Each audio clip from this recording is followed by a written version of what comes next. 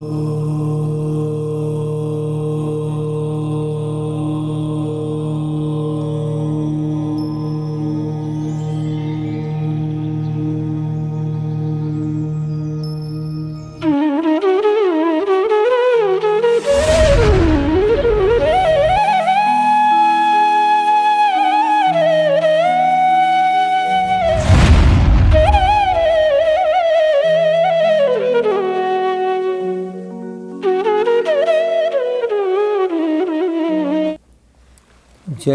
जिनेन्द्र जीवमधीवं दौवं जिनवरवसहेन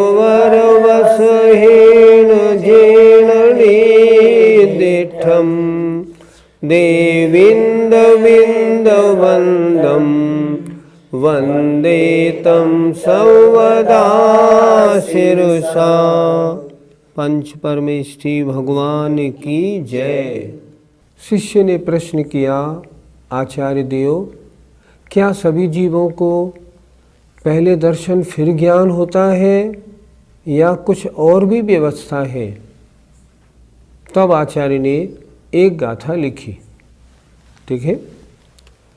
दंसण पूवं म्लाणं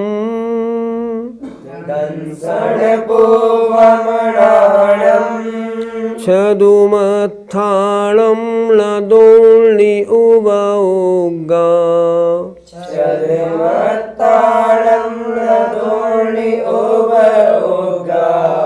जुगवं जम्हा केवली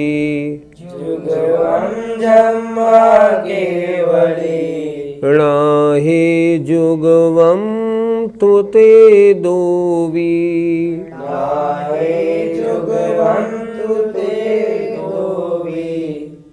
दर्शन पूर्वक ज्ञान होता है। पहले दर्शन बाद में ज्ञान। किनको के? किनके? छदमत्थाणम, छदमस्थों के। छदमस्थों के दर्शन पूर्वक ज्ञान होता है। दोल्नि उवोगा, दोनों उपयोग।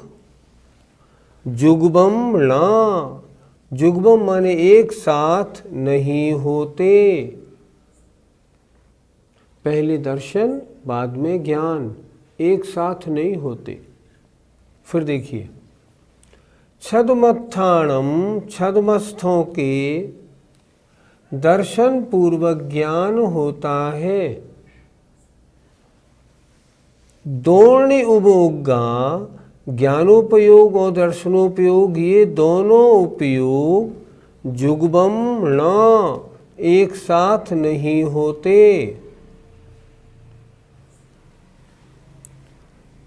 जम्मा, जिस कारण से, जबकि केवली नाहे, केवली नाथ माने केवली भगवान के, वे दोनों ही एक साथ होते हैं। गुरुजी, छदमस्त जीव किन्हें कहते हैं? जिन जीवों के जब तक ज्ञानावरण दर्शनावरण कर्म का उदय रहता है तब तक वो जीव छदमस्त कहलाते हैं। छदमस्तपना पहले गुणस्थान से लेके और 12वें गुणस्थान तक रहता है।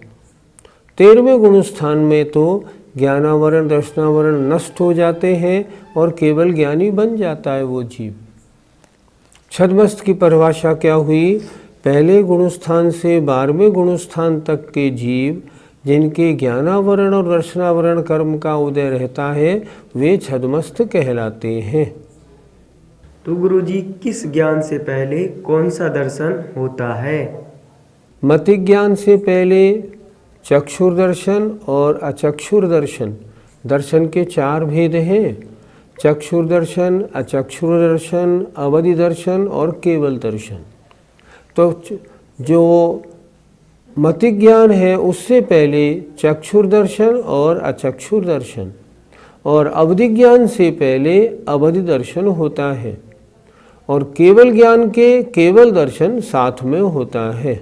आपने मति ज्ञान और अवधि ज्ञान से पहले का दर्शन तो बता दिया, लेकिन श्रुति ज्ञान और मन पर्याय ज्ञान से पहले का दर्शन क्यों नहीं बताया? आपका प्रश्न उठना बिल्कुल स्वाभाविक है। हमने पहले बताया मतिक ज्ञान से पहले चक्षु और अचक्षु दर्शन होते हैं, अवधि ज्ञान से पहले अवधि दर्शन होता है। अब प्रश्न उठा श्रुति ज्ञान से पहले। जब भी श्रुति ज्ञान होगा तो पहले मति ज्ञान होगा, तब श्रुति ज्ञान होगा। श्रुतम मति पूर्वम तत्वार सूत्र का सूत्र है। श्रुति ज्ञान से पहले मति ज्ञान होता है और मति ज्ञान से पहले दर्शन होता है। तो क्या हुआ, पहले चक्षु अचक्षु दर्शन, उसके बाद मति ज्ञान, उसके बाद श्रुति ज्ञान, परंपरा बन गई। अब दूसरी बात, जब भी मन पर्याय ज्ञान होगा तो पहले इहा मति ज्ञान होगा, इहा मति ज्ञान से पहले दर्शन होगा। तो पहले अचक्षु दर्शन, उसके बाद इहा मति ज्ञान, उसके बाद मन पर्याय ज्ञान।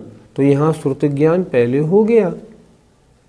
अर्थात जो ज्ञान ज्ञान के बाद होते हैं उनके ज्ञान से पहले होने वाला दर्शन हो तो गया, इसलिए ज्ञान के बाद ज्ञान होने में पुनः दर्शन होना जरूरी नहीं। और ये दो केस में होता है, श्रुति ज्ञान और मन पर्याय ज्ञान में। फिर एक बार समझें, श्रुति ज्ञान से पहले मति ज्ञान होता ही है और मति ज्ञान से पहले दर्शन होता है, तो दर्शन की परंपरा हो गई। मन पर्याय ज्ञान से पहले यह मति ज्ञान होता है, उससे पहले दर्शन होता ही है, ये भी परंपरा बन गई। इसलिए श्रुत ज्ञान और मन पर्याय ज्ञान से पहले पुनः दर्शन होने की आवश्यकता नहीं। पंडित जी, कुमति ज्ञान, कुश्रुत ज्ञान और कुअवधि ज्ञान से पहले कौन सा दर्शन माना जाए? मति ज्ञान और श्रुति ज्ञान, चाहे कुमति ज्ञान हो या कुश्रुत ज्ञान हो, इन दोनों से पहले तो चक्षु अचक्षु होना सारे शास्त्रों में लिखा है। अर्थात कुमति ज्ञान से पहले भी चक्षु अचक्षु दर्शन, कुश्रुत ज्ञान से पहले भी चक्षु अचक्षु दर्शन होता है, जैसे मति और श्रुत के पहले होता है। अब बात आती है अवधि ज्ञान की। कोई आचार्य कहते हैं अवधि ज्ञान से पहले अवधि दर्शन नहीं होता, और कोई आचार्य कहते हैं अवधि ज्ञान से पहले अवधि दर्शन मान लेना चाहिए। इसलिए अवधि ज्ञान से पहले और कुअवधि ज्ञान से पहले में आचार्यों की मान्यता का अंतर है। अर्थात फिर समझें, अवधि ज्ञान से पहले अवधि दर्शन और कुअवधि ज्ञान से पहले कौन सा दर्शन? तो आचार्य कहते हैं, कोई आचार्य तो मानते हैं कुअवधि ज्ञान से पहले भी अवधि दर्शन मान लेना चाहिए, और कोई आचार्य कहते हैं कुअवधि ज्ञान से पहले दर्शन अवधि दर्शन नहीं होता। इस तरह दो तरह की मान्यता है। सम्यक दर्शन, सम्यक ज्ञान और सामान्य दर्शन, इनकी चर्चा हुई। अब आगे आता है सम्यक चारित्र, क्योंकि सम्यक दर्शन, सम्यक ज्ञान और सम्यक चारित्र को जानने से मोक्ष मार्ग का ज्ञान होगा।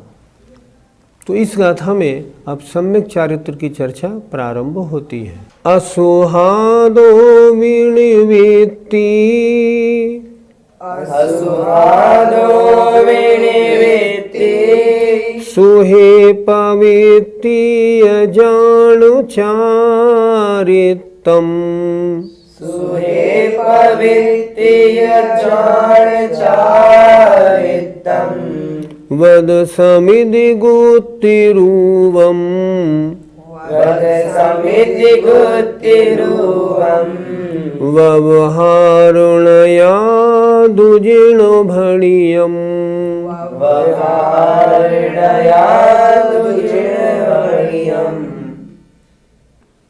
असुहादो, अशुभ से, अशुभोपयोग से, विणवित्ति दूर होना, अशुभोपयोग को छोड़ना, और सुहे पवित्ति और शुभोपयोग में प्रवृत्ति करना, इसको चारित्र जानना चाहिए। फिर देखें, अशुभोपयोग से या अशुभ से दूर होना, विणवित्ति अच्छी प्रकार निवृत्ति करना, मतलब दूर होना। और शुभोपयोग में पवित्ति माने प्रवृत्ति करना, इसको चारित्र जानना चाहिए। और वो चारित्र व्रत, समिति और गुप्ति रूप है, ऐसा जिनेंद्र भगवान ने व्यवहार नय से भड़ियम कहा है। नीचे की दो पंक्ति फिर देखें। वो चारित्र व्रत, समिति और गुप्ति रूप होता है, व्यवहार नय से जिनेंद्र भगवान ने ऐसा कहा है। सम्यक दृष्टि जीव के जब तक चौथा गुणस्थान होता है तब तक कोई चारित्र नहीं होता। चारित्र का प्रारंभ होता है पंचम गुणस्थान से। पंचम गुणस्थान में देश चारित्र होता है और छठे गुणस्थान से सकल चारित्र होता है। आचार्य ने यहाँ व्यवहार चारित्र का वर्णन किया है। व्यवहार चारित्र छठे सातवें गुणस्थान मुनियों से होता है, इसलिए छठे गुणस्थान से पहले चारित्र नहीं है, ऐसी मान्यता बनती है, जो मान्यता सही है बिल्कुल। तो क्या गृहस्थ जो एक देश छोड़ता है वो चारित्र नहीं है? आचार्यों ने कहा उसमें सराग चारित्र का अंश है। आइए थोड़ी उसकी भी पहले चर्चा कर लेते हैं। पर पंडित जी, कुछ लोग तो चतुर्थ गुण स्थान में स्वरूपाचरण चारित्र मानते हैं, तो क्या उनका यह मानना आगम सम्मत है? आपने बिल्कुल ठीक प्रश्न पूछा।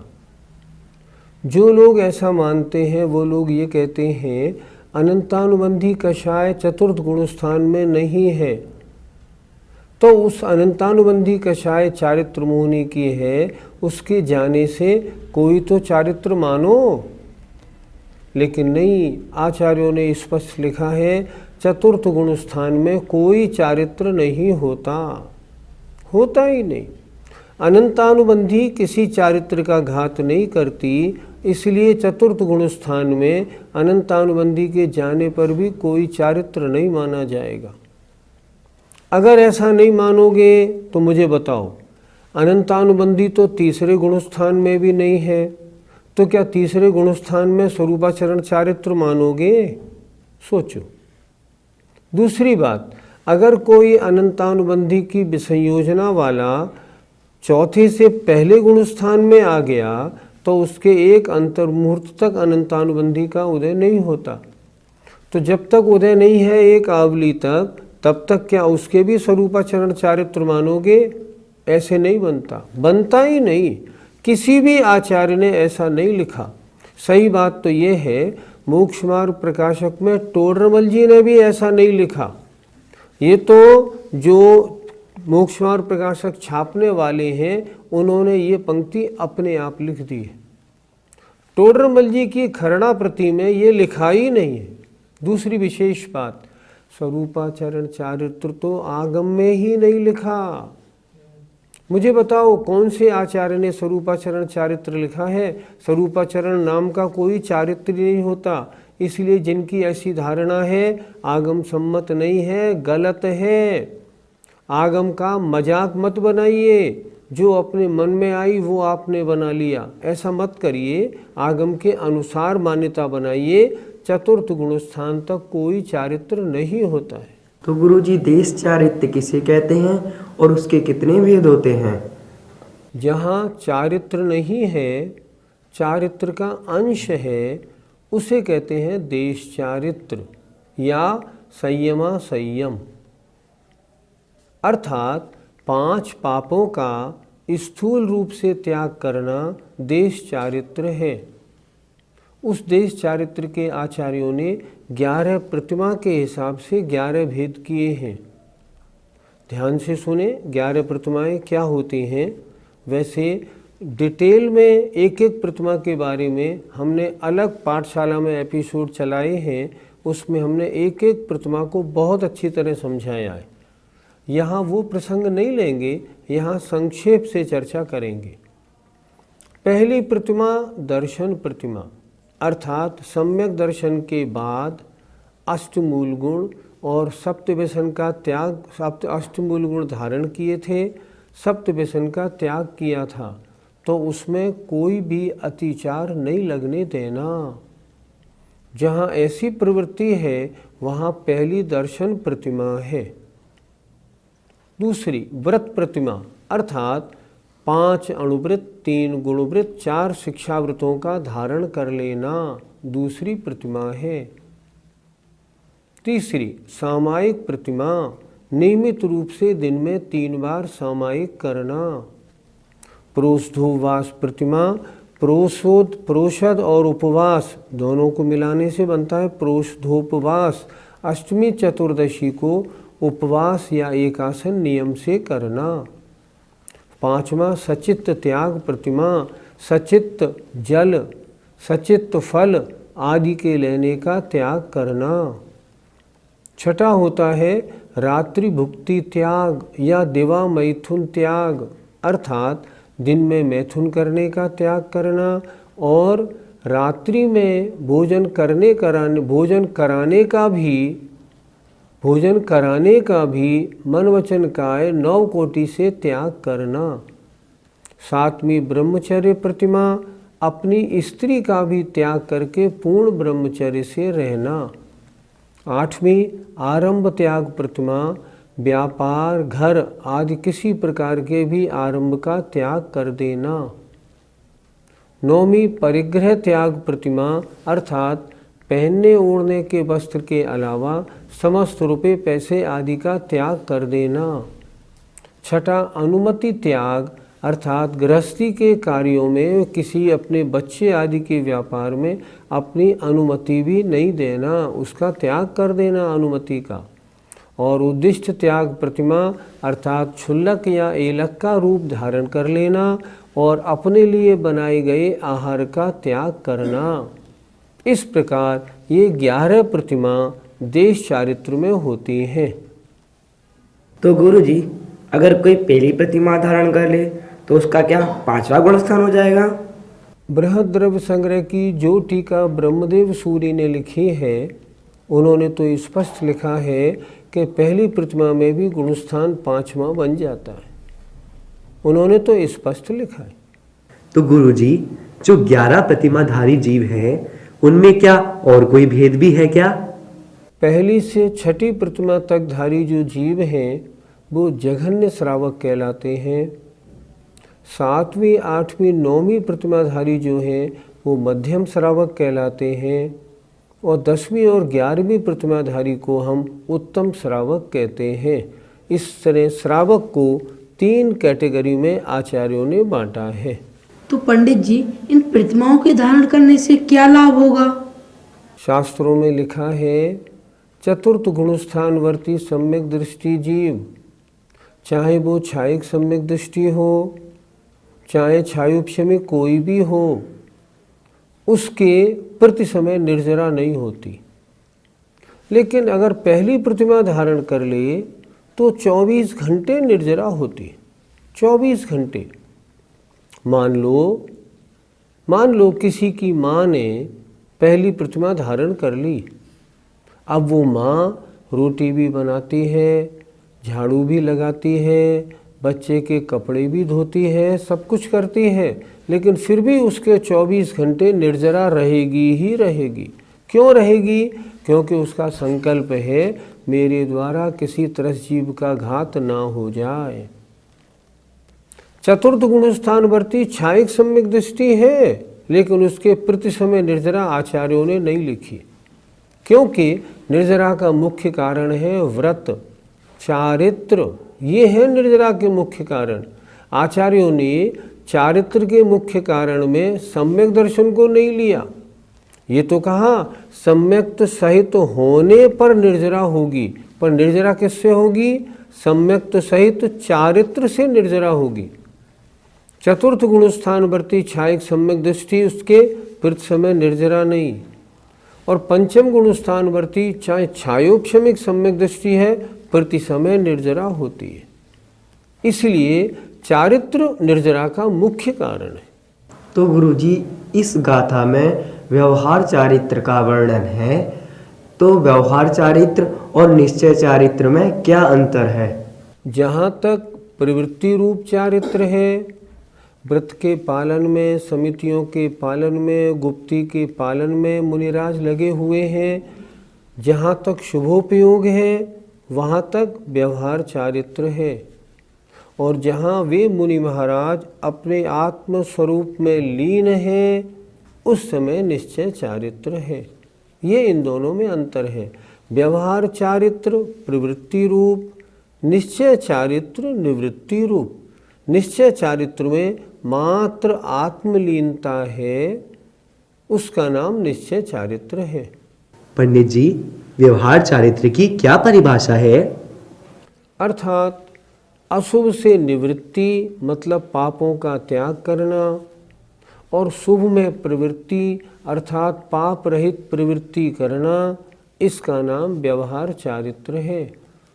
जो चारित्र के धारण करने वाले मुनि महाराज होते हैं, सबसे पहले वो 5 महाव्रतों को धारण करते हैं।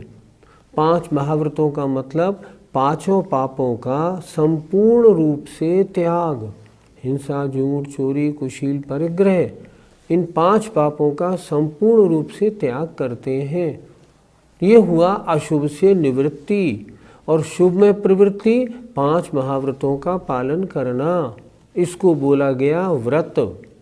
5 महाव्रतों का पालन करना, 5 समितियों का पालन करना, 3 गुप्तियों का पालन करना, ये व्यवहार सम्यक चारित्र है। 5 महाव्रत हो गए, अहिंसा महाव्रत, सत्य महाव्रत, अचौरी महाव्रत, ब्रह्मचर्य महाव्रत, परिग्रह त्याग महाव्रत, 5 पापों का संपूर्ण त्याग।